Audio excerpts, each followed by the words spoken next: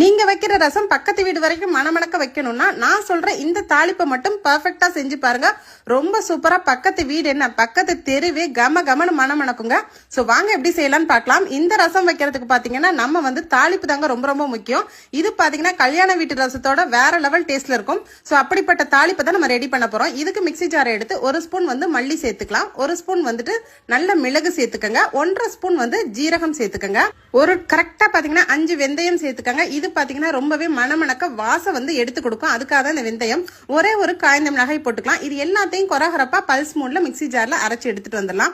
இந்த மாதிரி அரைச்சு எடுக்கும் போது பாத்தீங்கன்னா நல்ல இதுலயே பாத்தீங்கன்னா நல்ல ஒரு பிளேவர் கிடைக்கும். இதோட நம்ம ரசம் செய்யும் போது ரொம்ப ரொம்ப மணக்க மணக்க இருக்குங்க. அடுத்ததாவது இதோட நம்ம ஒரு பூண்டு, அதாவது 7 இருந்து 8 பல்லு வரைக்கும் பூண்டு சேர்த்துட்டு இதையும் வந்து ஒரு பல்ஸ் மூட்ல கொரன்னு அரைச்சுக்கோங்க. ரொம்ப நைஸா அரைக்காதீங்க.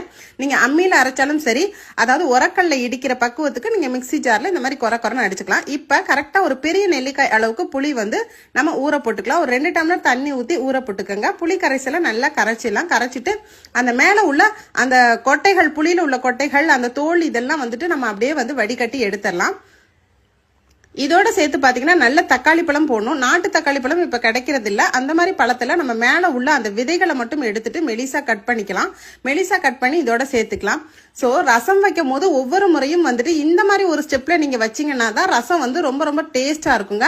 நம்ம வைக்கிற ரசம் வந்துட்டு அவசர ரசமா இருந்தாலும் இந்த மாதிரி வந்து கரெக்டா ஃபாலோ பண்ணுங்க நான் சொல்ற அளவுகளை. இப்ப புளியும் தக்காளி பழமும் நல்லா கரைச்சாச்சு.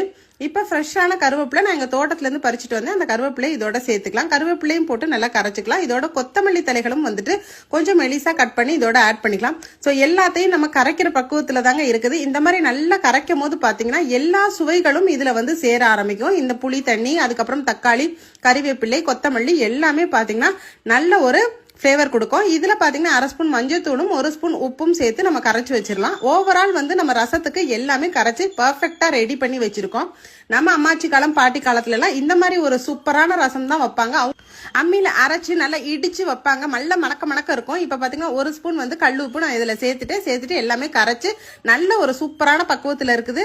நம்ம இன்னும் வந்து மசாலா, அதாவது இடிச்சு வச்ச மசாலா எல்லாம் சேர்க்காம பாருங்க எவ்வளவு சூப்பரா இருக்குது ரசம். இப்ப நம்ம ஸ்டவ் ஆன் பண்ணிட்டு அந்த கமகமக்கிற ரசம் எப்படி தாளிக்கலான்றத பாத்தீங்கன்னா வாங்க. இப்ப ஸ்டவ் ஆன் பண்ணி நான் மண்கடாய் வச்சிருக்கேங்க. மண்கடாயில தான் எப்பயுமே செய்வேன், அப்பதான் வாசனையா இருக்கும். 2 ஸ்பூன் எண்ணெய் சேர்த்து ஒரு பிஞ்ச் வந்து கெட்டி பெருங்காயம், 1 ஸ்பூன் வந்து கடுகு உளுந்தம் பருப்பும் போட்டுக்கலாம். 2 பச்சை மிளகாயும் ஒரே ஒரு காய்ந்த மிளகாயும் கீரி போட்டுக்காங்க. கருவேப்பிலை ஃப்ரெஷ்ஷா போட்டுக்கலாம். இது எல்லாத்தையும் வெடிச்சதுக்கு அப்புறம் நம்ம ஏற்கனவே வந்து அதாவது மிக்சி ஜார்ல அரைச்சு வச்சிருக்கோம் பாத்தீங்களா, அந்த விழுதை வந்து இதோட சேர்த்துக்கங்க. சேர்த்துட்டு நல்லா வதக்கி கொடுங்க. இந்த லைட்டா எண்ணெயில வதக்கும் போதே பாத்தீங்கன்னா வேற லெவல் வாசனை இருக்குங்க. ரொம்ப ரொம்ப சூப்பரா இருக்கும். இப்ப நம்ம கரைச்சு வச்சிருக்க அந்த